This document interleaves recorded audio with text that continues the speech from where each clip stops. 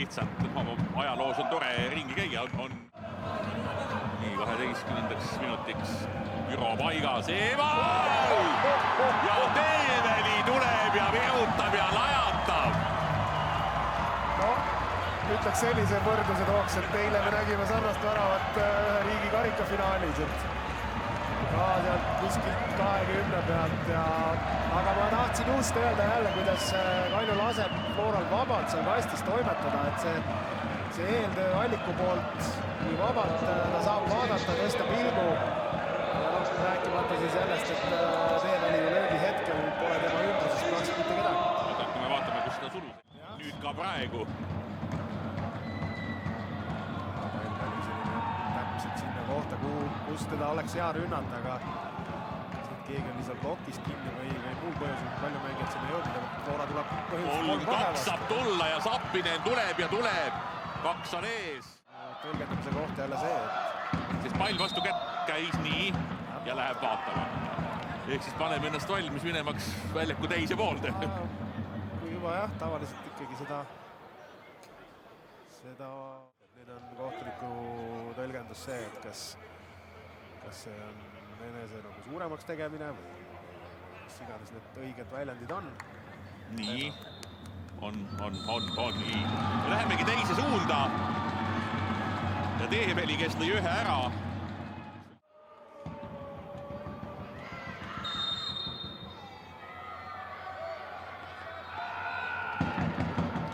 Oja ära võtab ja ei rohkem ei võta. Küll see kergendus võib praegu hea olla. Seal on olukord, kus ongi lööja ise kõige lähemini pallile, et muidugi Grünwaldilt tõrje väga-väga hea, et suutis veel selle käe nii-öelda välja sirutada sealt või üle sealt sirutada. Aga ega seal ei saa väravahile ka midagi ette heita, et sa kuskile, ma ei tea, mujale peaksid seda tõrjuma, sest seal peaksid sa midagi ette saada. Pall maas. Ta läheb Koolapõi vastu. Koolapõi vist lahti saanud. Kastis ka Kilerme. Tõmbab ja külje võtku. Õigusvärava joone pealt praegu Mussaniitri uuesti. Ja veel kord. Ja nüüd sai vist läbi. Välja kerivalt. Alliku suun, aga oli jälle vist Podoljusin, kes kõige kõrgemal oli. Vaat see oli vint, mille paneb Krista Hussar. Tundub, et täna nagu Flora plaaniks ainult selliseid väravaid lüüa, mis kuskil topis lõpetavad. Aga just rääkisime, et ei ole nagu liiga ohtlik olnud, aga Kalju on selline periood, nagu oli võib-olla Flora poole lõpus, kus nad ei saanud minema sealt kastist ja oma kasti ümbrusest.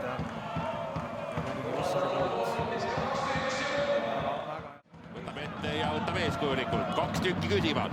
Patrik Jevsoni kask ikka driblab. Värava peal, oi ja 2-2 ja 2-2 ja 2-2. Ja saadi hakkama sealt välja tulemisega ja Kask ütleb, et võib sellest väravast julgelt suurema osa endale võtta, sest see, kuidas ta siin ääre peal järjest ära tegi kõigile ja suurepärane tsenderdas. Nii et 2 korral Flora läheb ette ja kohe varsti klõps tuleb vastu. Ja see tuli ikkagi vastu väga meisterlikult. See oli väga hästi mängitud rünnak. See on siin see võtmekoht, siit algab. Aga nüüd veel. Härra Pialia! Keemal küll. Poom taha posti. Alliku! Nikolajev ära. Oi, Patrik saab nüüd suunata. 25 pealt. Hussar nüüd. On tulemas Kalju poolt väljakule. Kilerme. Oi, ja nüüd siis ei tule ikka. Ja ikka ei tule ja nüüd lõpuks tuleb. Ja Kask lööb 3-2 Kaljule ja Kask lööb 3-2 Kaljule. Siin oli Florale õnne, et see pall varem juba sinna sisse ei läinud, et oli see Patrik Jevs, kes esimese korra proovis ja... Minu meelest enne seda oli, kas oleks veel oma värav tulnud peaaegu? Oli seal lähedal, et seal Grünwald päästis korra ja kaksist isegi, aga lõpuks Kask on õigel ajal õiges kohas, jalg vastu ja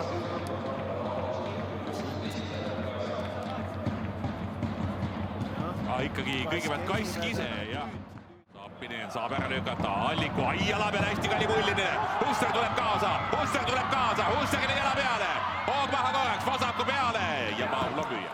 Jaoks on asi naljast kaugel.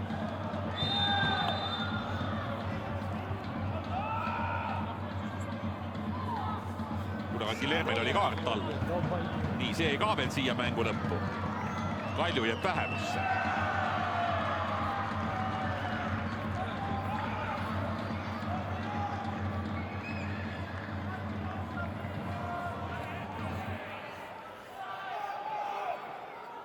Siin hakkab veel juhtuma, usu mind. No, kui me siit nüüd vaatame seda, ta tõmbab ta nagu sealt tagant maha.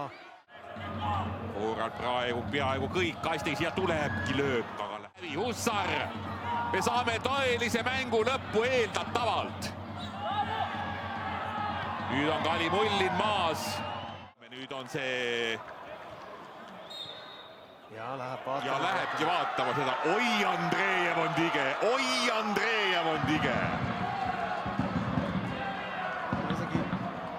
Nii ja saab kaardi. Et ütleme, see reaktsioon on ikkagi oli liiast. Nüüd saab teise ja ongi kõik või? Aga ütleme, et ma ei praegu seal see olukord oli.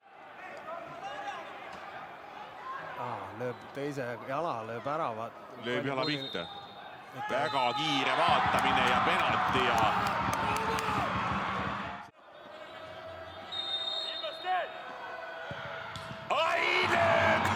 Seda! Täitsa haige õhtu. Esimene poolaeg, kus me vaatasime tiks ja ei midagi. Mis lõpupilet pole veel olnud? Ei olnud veel viga oli, et seal mindi palli selles olukorra järgselt mindi kehasse. Oi, Sapi, vaatame nüüd.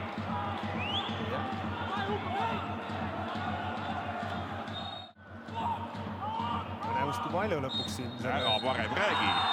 Väga rahulikult kulgenud esimese poole juurde tuleb ikkagi lõpuks päris ikka väga värvikas lõpp. Ja stuudio on valmis, minu juures on Flora peatreener Konstantin Vassiljev. No Kostja esimest poolaega domineerisid, palju jäi päris passiivselt taha, aga teisel poolel täitsa teine mängupilt. Kuidas ise praegu mängu kokku võtad? No, kas ta oli teistsugune teisel poolel, raske öelda. Kindlasti see mängu algus oli tõesti hea ja see on tööõnnetus siin pennal tuli. Ega ma isegi veel ei ole näinud seda olukorda, kus see tuli. Ja äkki vastane saab tagasi mängu. See kindlasti natuke, kas ehmandas, aga lõi rütmi sassi. Teine poolaeg, täpselt ongi, nagu mäng läheb uuesti viigist ja olid meil mõned võimalust neil ja nii see mäng läks, et vaatame need olukorrad, kus lasime endale väravad lüüa aga samas ma ütleks, et see oli täiesti nagu hea mäng, võrdsed vastased ja täna eelmine kord me olime natuke õnnelikumad, täna on nimega. Mul hea meel, et see on ikkagi positiivne, teil oli päris pikk kaotusteta seeria siin käsile, nüüd kolmandat olete seal liigatabelis, aga ma ei tea, kui palju sa seda ise liigatabeli praeguses faasis veel hooaja mõttes vaatad? Ei, ma enam-vähem tean, mis seal toimub, aga tõesti, et ei ole veel mingit järeldusi pikema perspektiiviga teha, on liiga vara kindlasti ja pigem keskendume ühele mängu korraga ja siis üritame anda ennast kõik, ma arvan, meie tanssid endast kõik täna, aga see kahjuks ei olnud piisavalt see, et täna võita. Aga mänguliselt sa ikkagi praegu oled oma asjadega ju rahul, et siin ikka stuudios on nuputatud, et mis see Kostja käekiri ikkagi on, kuidas sa ise kommenteeriksid, mis see sinu käekiri on siis? No kõigepealt ma tahaks, et me mängiksime efektiivselt ja kasutame neid tugevamaid külge meie mängijatest ja ma arvan, enam-vähem järjest see läheb paremaks ja paremaks, aga kindlasti on arenguruumi alati veel palju.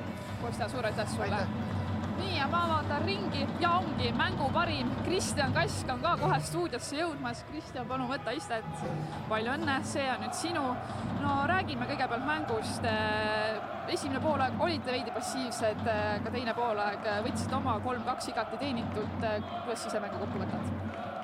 Ma arvan, et sa ütlesid õigesti, et esimene poolek, ütleme, ei olnud kõige parem meie poolt, aga ma arvan, teisele poolele, jäime muidugi kohe 1-2 taha, aga ütleks, et peale seda saime nagu paremini käima ja teenitud võit ja väga magus ja draamat kõvasti.